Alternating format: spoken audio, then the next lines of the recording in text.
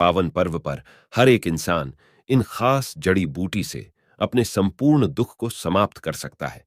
वो न केवल धन पा सकता है, बल्कि अपने पूरे परिवार के दुख को भी मिटा सकता है। जी हाँ दोस्तों, यही ताकत है नवरात्रि की। यही शक्ति है इन खास दिनों में। जिसने माना उसने पाया, और जिसने नहीं माना उसने सब गवाया। आज हम ऐसी ही खास जड़ी बूटी के बारे में बात करेंगे जिनसे सब कुछ पाया जा सकता है। चाहे किसी को वशीकरण करना हो, किसी को अपना बनाना हो, या धन कमाना हो, तो ध्यान से आज इस वीडियो को सुनिएगा। इसमें आपको बड़ी काम की बात पता चलेंगी, जो आपको कोई करोड़ों रुपए लेकर भी नहीं बताएगा। तो आइए फिर शुरू करते हैं। इस संसार में कुछ जड़ी बूटियां ऐसी होती है जो अपने आप में ही बहुत ही ज्यादा खास और विशेष होती हैं। वैसे तो इस संसार में जितने भी पेड़ पौधे हैं, उनकी कुछ न कुछ विशेषता और खासियत अवश्य ही होती है। इस दुनिया में जितने भी पेड़ पौधे हैं, कोई भी एक भी ऐसा नहीं है जो बिल्कुल बेकार हो। किसी न किसी में कुछ न कुछ शक्ति अवश्य ही मौजूद रहती है। और यह सभी चीजें वनस्पति तंत्र के अंतर्गत आती है। यानी कि कुछ चीजें ऐसी होती हैं जो तंत्र करने के लिए बेहद आवश्यक, खास और विशेष हैं।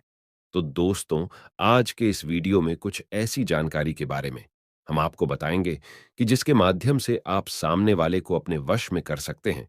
बहुत सारे लोगों की यह परेशानी होती है कि जिससे वह प्यार करते हैं, जिससे उनकी शादी हो गई होती है, वह उनकी बात ही नहीं मानता है। काफी लोग हमसे इस बारे में पूछते भी है, बताते भी है कि जहां पर काम कर रहे हैं, कार्य कर रहे हैं, उनके आसपास की जो लोग हैं, उनके पड़ोसी है, वह हमेशा ही परेशान करते रहते हैं, जिसके कारण वे कार्य भी नहीं कर पाते हैं। बहुत से जालिम लोग तो ऐसे होते हैं कि केवल बस आपको दुखी देखना चाहते हैं, और कुछ ना कुछ प्रयास हमेशा ही करते रहते हैं। लेकिन दोस्तों, आज के इस वीडियो में जो जानकारी है वह बेहद खास है, जिसका इस्तेमाल करके आप सामने वाले को अपने वश में कर सकते हैं। और जिस भी तरह से आप चाहें, उसी तरह से वह आपसे करने लगेगा। यानी कि अगर वो आपसे शत्रुता रखता है या फिर आपको पसंद नहीं करता है, तो इस प्रयोग को करके आप लाभ उठा सकते हैं। इस जानकारी से आप मनचाहा कार्य कर सकते हैं।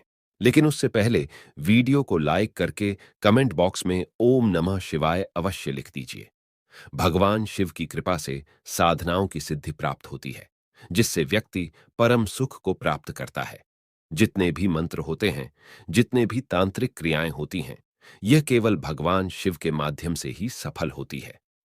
तो दोस्तों, जैसा कि हमने आपको पिछले वीडियोस में भी बताया है कि जो तंत्र होता है, तंत्र की जो क्रियाएं होती हैं, उनमें किसी भी चीज की आवश्यकता नहीं पड़ती है। केवल ध्यान के माध्यम से ही तंत्र किया जा सकता है, क्योंकि केवल ध्यान ही वह शक्ति है जिसके माध्यम से कुछ भी पाया जा सकता है। और तंत्र क्रियाओं को करने के लिए ध्यान को ही माध्यम बनाया जाता है, और उसी चीज को एक्सेस किया जाता है जो सभी लोगों में समान और निश्चित ही होती है, जैसे चेतना सब में होती है। तंत्र करने के लिए आम तौर पर कुछ चीजों की आवश्यकता नहीं पड़ती है, क्योंकि यह प्रचंड क्रियाएं होती हैं जो भी व्यक्ति ध्यान कर सकता है। ध्यान में जब चाहे जैसे चाहे प्रवेश कर सकता है, बिल्कुल शांत होकर बैठ सकता है। अपने दिल की धड़कनों को अचानक से अपने दिमाग का इस्तेमाल करते हुए तेज कर सकता है, स्लो कर सकता है, तो वह कुछ भी कर सकता है। क्योंकि अपने दिल की धड़कनों को बढ़ाना और स्लो करना दिमाग के माध्यम से यह कोई साधारण व्यक्ति नहीं कर सकता है। यह केवल वही कर सकता है जिसने ध्यान को सिद्ध कर रखा हो। और ध्यान को सिद्ध करने के लिए बहुत ज्यादा प्रैक्टिस की आवश्यकता पड़ती है, जो हर किसी के बस की बात नहीं होती है। जो तंत्र क्रियाएं जानता हो, केवल वही व्यक्ति कर सकता है जो ध्यान को पकड़ना जानता हो और दिमाग के संपूर्ण खेल को समझता हो। क्योंकि दिमाग एक ऐसी चीज है जो किसी भी व्यक्ति को भ्रम में डाल सकती है। और आपने खुद भी काफी लोग ऐसे देखे होंगे। काफी योगी ऐसे होते हैं कि सर्दी में बैठकर ध्यान करते हैं और उन्हें ठंड नहीं लगती। ध्यान के माध्यम से अपने दिमाग को थामने की कोशिश करते हैं। जैसे कि अगर सर्दी हो रही है, तो उस समय दिमाग में किस प्रकार के ख्याल और विचार उठ रहे हैं, उन विचारों को बदलने की बहुत कोशिश करता है। इस प्रकार लगातार प्रैक्टिस करने से वे अपने दिमाग पर विजय प्राप्त कर लेता है। तो ये जितने भी बातें हमने आपको बताई है, बहुत खास है। जितनी भी चीजें होती है, यह एक प्रकार की सिद्धि होती है। यह केवल उसी व्यक्ति को प्राप्त होती है। वही व्यक्ति इन चीजें को कर पाता है जिसने अपने संपूर्ण 7 चक्रों के इस्तेमाल को समझ लिया हो, 7 चक्रों को पूरी तरह से सिद्ध किया हो, जागृत किया हो। कुंडलिनी, ऊर्जा को हर एक चक्र में महसूस किया हो। ये कुछ खास जानकारी हमने इसलिए बताई है जिससे आप सीख सके कि तंत्र किस प्रकार किया जाता है, क्या क्या चीजें जरूरी होती हैं और किन चीजों के माध्यम से तंत्र हो सकता है। और आपको यह भी बता दें कि तंत्र की जो क्रियाएं होती है वे सामने वाले व्यक्ति के दिमाग पर अटैक भी कर सकते हैं। इसीलिए यही वजह होती है कि सामने वाले पर जब कोई तंत्र क्रिया हो जाती है तो सामने वाले व्यक्ति हमेशा ही बेचैनी में होने लग जाता है। चिंता, घबराहट और बहुत ज्यादा उसका मन खराब होने लगता है। भूख प्यास आदि सब कुछ ही उसकी बेकार हो जाती है। इसलिए तंत्र क्रियाओं को बेहद खतरनाक और सबसे अधिक शक्तिशाली बताया गया है।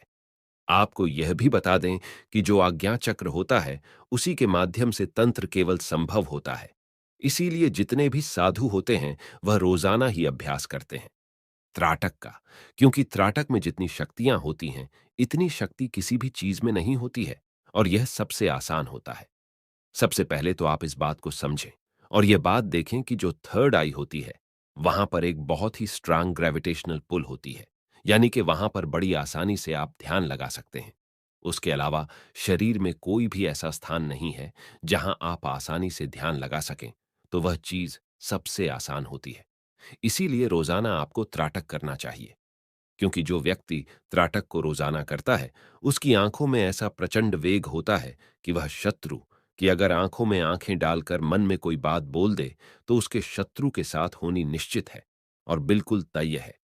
इसी प्रकार जो लोग त्राटक करते हैं उनमें अपने आप ही वशीकरण की सम्मोहन की शक्ति मौजूद रहती है। बल्कि इसी के माध्यम से, यानी कि आज्ञा चक्र के माध्यम से, आप अपनी संपूर्ण मनोकामना को भी पूरा करवा सकते हैं, जो भी चीज आप चाहते हैं। अगर आपको त्राटक करने की प्रैक्टिस है तो लगातार आज्ञा चक्र पर ध्यान लगाते हुए आप अपनी इच्छाओं को पा सकते हैं। आज्ञा चक्र बेहद खास और सबसे अधिक शक्तिशाली होता है। आज्ञा चक्र के जागृत होने से बुद्धि बिल्कुल कंट्रोल में आ जाती है। फिर बुद्धि इधर उधर बिल्कुल भी नहीं भागती है। वह बिल्कुल शांति से संपूर्ण सुख को अनुभव करने लग जाता है। लेकिन इस बात का ध्यान रखें कि जब भी आप त्राटक करते हैं तो बिल्कुल भी अपने त्रिनेत्र के साथ जबरदस्ती बिल्कुल नहीं करनी है, क्योंकि काफी लोग ऐसे होते हैं कि आज्ञा चक्र ध्यान लगाते हैं, बाहरी त्राटक करते हैं, आंतरिक त्राटक भी करते हैं, लेकिन इस प्रकार से करते हैं कि जबरदस्ती इस प्रकार हो जाता है कि उनके थर्ड ओनय पर दर्द होने लग जाता है। तो ऐसे आपको बिल्कुल भी नहीं करना है। जब दर्द होता है तब उसी समय आपको रोक देना है।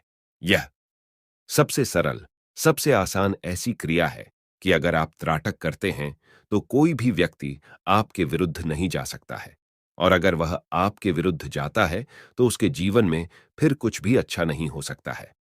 आज्ञा चक्र पर रोज ध्यान लगाने वाला व्यक्ति सम्मोहन वशीकरण इस प्रकार से बड़ी आसानी से सिद्ध कर लेता है कि जिस चीज की वह कामना करता है, चाहे वह कोई भी चीज हो, उसके पास निश्चित ही दौड़कर आती है। लेकिन दोस्तों, अगर आप ध्यान नहीं कर पाते हैं, आज्ञा चक्र पर भी आपका ध्यान नहीं लगता है, तो आप कुछ पेड़ पौधों की, यानी कि वनस्पति तंत्र की सहायता भी ले सकते हैं। जैसे कि चिरचिटा का पौधा होता है जो बड़ी आसानी से कहीं पर भी मिल जाता है। इसे अपामार्ग भी कहते हैं। यह जो पौधा होता है इसमें वशीकरण की सिद्धियां मौजूद रहती है, इसकी जड़ में मौजूद रहती है और यह कहीं पर भी बड़ी आसानी से मिल जाता है। इसकी पहचान यह है कि इसको जब आप किसी कपड़े पर फेंकेंगे तो वह चिपक जाता है। काफी जगह इसे अपामार्ग कहा जाता है, चिरचिटा भी कहा जाता है, और बचपन में आपने इससे काफी खेला होगा। आपको केवल इतना करना है कि किसी भी सोमवार, बुधवार, शुक्रवार या फिर रविवार के दिन इस पौधे की जड़ को निकाल कर लेकर आ जाना है। सबसे पहले आपको इस बात का ध्यान रखना है कि ऐसा पौधा आपको चुनना है जिसके पास आप केवल एक बार जाएंगे, जो आपके घर से दूर हो। ऐसी जगह पर दूर देखना है। यह बड़ी आसानी से कहीं भी जंगल में मिल जाता है। तो वहीं पर जाकर आप इस पौधे को सबसे पहले जल दे दें और एक लोटा जल चढ़ाकर इसकी जड़ को निकाल लें और अच्छी तरह से धो लें, और एक पत्थर भी ले लें। आप इस बात का ध्यान रखें कि केवल पत्थर पर ही इस जड़ को आपको पीसना है, और जिस समय आप पिसेंगे तो पीसते समय आपको क्लीम बीज मंत्र का उच्चारण करना है। क्लीम भगवान श्री कृष्ण का बीज मंत्र है। भगवान श्री कृष्ण को आकर्षण का, सम्मोहन का देवता माना जाता है, और यही बीज मंत्र जपने मात्र से ही सम्मोहन सिद्ध होता है। तो वशीकरण करने के लिए जड़ को पीसते समय आपको क्लीम बीज मंत्र मन ही मन बोलते जाना है। जितनी देर में यह पेस्ट बनेगा, उतनी देर तक आपको क्लीम बीज मंत्र बोलते जाना है। थोड़े थोड़े पानी के छींटे उस पर लगाते जाना है, जिससे गिला पेस्ट आपका बन जाए। और बस इस पेस्ट को आप किसी डिब्बे में भर कर रख लें। फिर जिसे आपको वश में करना हो, बस उस व्यक्ति को आपको यह तिलक लगा देना है। जैसे ही आप उस व्यक्ति को क्लीम मन में बोलते हुए तिलक लगाएंगे, वह व्यक्ति बिल्कुल आपके अनुकूल हो जाएगा और आपके वश में हो जाएगा। लेकिन अगर उसे तिलक ना लगा पाए, तो आप केवल इतना कर सकते हैं कि अपने उल्टे हाथ की हथेली में इस पेस्ट को रखते हुए अंगूठे से उस पेस्ट को रगड़ते हुए क्लीम बीज मंत्र का जप करना है और अंगूठे से ही अपने माथे पर इस तिलक को लगा लेना है। अगर इस तिलक को वह व्यक्ति देख लेता है जिसे वश में करना हो, तो इससे भी वशीकरण हो जाता है। बस तिलक लगाते समय थर्ड औने पर उस व्यक्ति का ध्यान करें। अगर कुछ पूछना चाहते हैं तो हमें कमेंट में बताएं। हम आपकी सहायता करेंगे। हम आपके लिए ऐसे ही खास वीडियो लाते रहेंगे। तो बोलिए, हर हर महादेव सबका कल्याण करे।